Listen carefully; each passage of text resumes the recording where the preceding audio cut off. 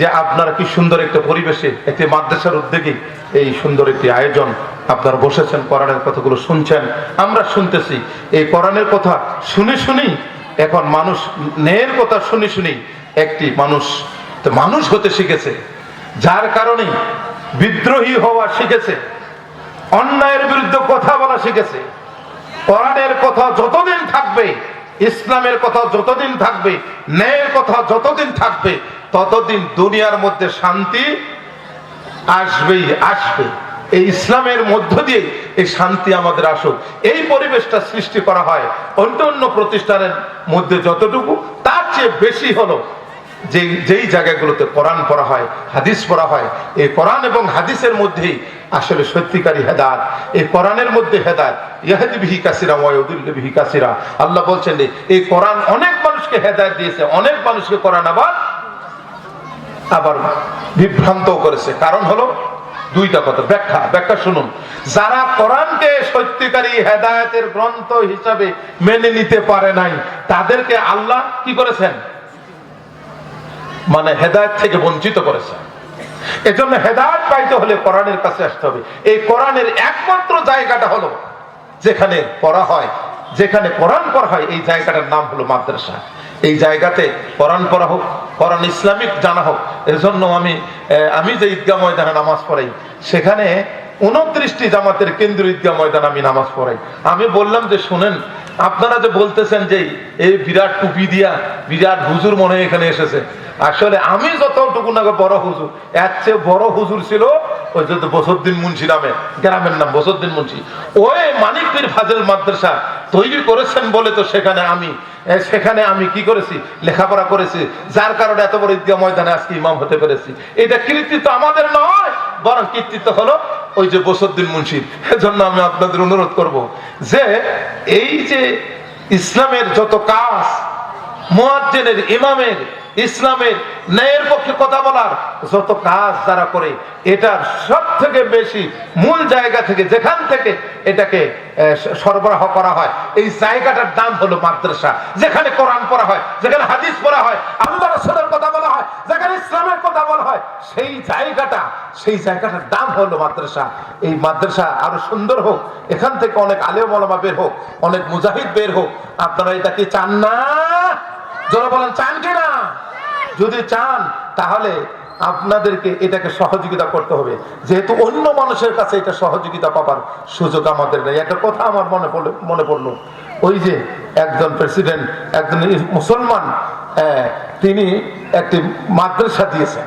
এই মাদ্রাসার মধ্যে লেখাপড়া করতেন অনেক শত শত ছেলে মেয়েরা। তো ছেলেরা, বিশেষ করে ছেলেরা লেখাপড়া করে। আর এতিমখানার মধ্যে যেই ডাল দেওয়া হয়, এই ডাল দিয়ে কিন্তু উঁচু বানা যায়। আপনারা কি দেখেছেন কত পাতলা ডাল? উঁচু বানা যায় না? উঁচু বানা যায় এটা দিয়ে, এরকম পাতলা ডাল। তো শেষ মেশে ওই পাতলা ডাল দিয়ে একে অপরের উপরে রাতের বেলায় একে অপরের মারার পরে দেখা গেল সর্বনাশ। কি, ওর গোয়েন্দা বাহিনী এসে দেখতেছে যে এদেরকে সরকার টাকা দেয় আর সরকারের বিরুদ্ধে বদনামি করে আর একে অপরের উপরে ডাল ফিকাফিকি করে। এটা কি, এই মাদ্রাসা তো বন্ধ করে দেওয়ার দরকার।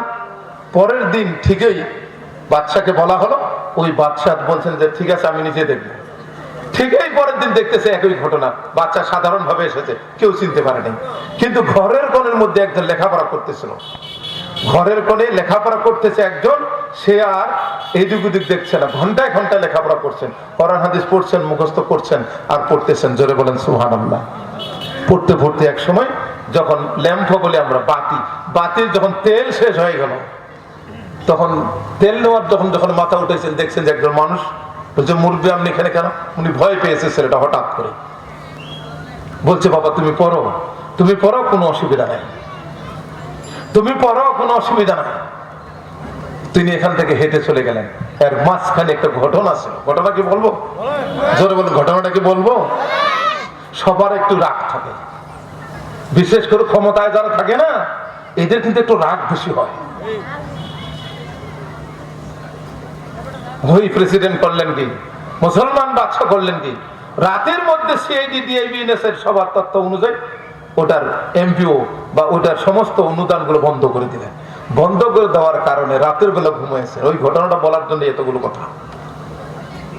ঘুমার পর দেখলেন যে কিয়ামত শুরু হয়েছে।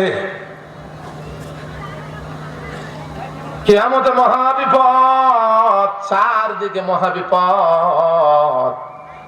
জাহান্নামের ফেরেশতাগুলো এসে এবার প্রেসিডেন্টকে ধরেছে।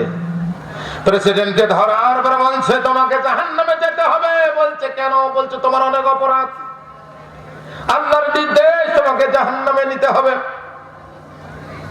জাহান্নামের ফেরেশতাগুলো টেনে হেসড়ে যখন জাহান্নামের দিকে নিয়ে যাচ্ছে, ওই মাদ্রাসার ছাত্রগুলো বলছে না, এই আমাদের বাচ্চা হারুন রশিদকে কই নিয়ে যাও তোরা। নাম কি বাচ্চার নাম? হারুন রশিদ। কই নিয়ে যা? বলছে যে আল্লাহর হুকুমেকে জাহান্নামে ফেলে দিতে হবে। বলছে না, এই যে প্লেট গুলো দেখছো, প্লেট দিয়ে মাথা উড়াই দেবো, হয় ছাড়ে দাও, না হলে তোমাদের প্লেট দিয়ে মাথা উড়াই দেবো। ফেরেশতাগুলো ভয় আল্লাহর কাছে গিয়ে বলছেন আল্লাহ এই ঘটনা। তখন এই ছাত্রদেরকে আর এই আসামিকে ফেরেশতাদেরকে ডেকে বলছেন যে শুনো, তুমি যে একে আটকাইলে কেন? তোমরা কেন আটকাইছ? আমার ফেরেশতাদেরকে বলছে এই জন্য আটকেছি যে ইনি আমাদেরকে বিশাল একটা মাদ্রাসার অনেক টাকা পয়সা দেয়, আমরা এখানে খাওয়া দাওয়া করি, ইনাকে আপনার কষ্ট দেবেন, এটাকে মেনে নেওয়া যায়? এ কথা বলবার পরে সাথে সাথে তিনি বললেন যে ঠিক আছে, যে আমি বুঝলাম, তা যদি ছেড়ে না দেই? বলছেন আমরা ছাড়বো না, এই প্লেট দিয়ে আপনার ফেরেশতাদের মাথার খুলিগুলো উড়াই দেব। এই কথা বলতে না বলতেই আল্লাহ বলছেন যে তোমরা যেহেতু তালিবে ইলমরা সুপারিশ করছো, আমি জান্নাত দিলাম। সুবহানাল্লাহ। আরেকবার